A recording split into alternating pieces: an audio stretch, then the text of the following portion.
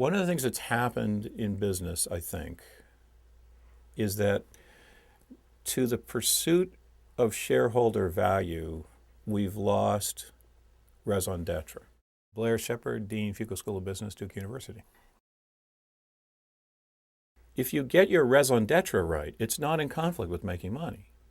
It just frames how you do it, right? So that you do it in a way which is more likely to sustain itself over time and more likely to contribute to society in a larger sense. Now, it turns out you fail fast when you've lost your raison d'etre. So Arthur Andersen, right? The year before Arthur Andersen was put out of business, it was the #1 company for most business schools in the world. Students wanted to go there. Why?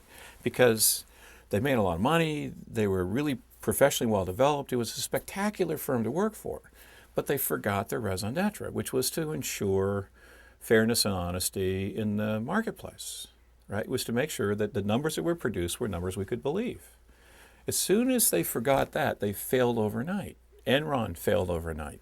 Financial services firms failed overnight. Why? Because a whole bunch of reasons. Didn't have the right risk controls in place. They forgot that their brand mattered. They forgot that their franchise mattered. But at one level, you could look at it and say they forgot their raison d'etre.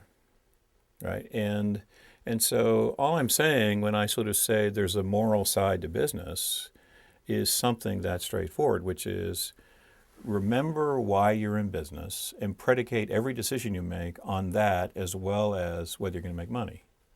And it turns out if you do those two things together, you will sustainably make money. Forget the one, you'll go out of business overnight. Forget the other, you'll go out of business because you won't have the cash to support the business. Right now what they need to do is fix what's broken and invent the future, right? But as they come out of it, the question of what's the mental model you should have for how you manage the success, there is no question that what you need to do is innovate and cull at the same time, always. What occurs, unfortunately, is as we get wealthy, we forget to cull. And so what has to happen then is you cull in the worst of times, which means layoffs, because if you cull in good times, you can actually repurpose physical plant, you can give people, you can train people, put them in new jobs. So if you do it when you're wealthy, you can actually absorb the consequences of culling. But if you wait to bad time to do your culling, you're actually just going to devastate both yourself as a firm and your employee base and your customer base.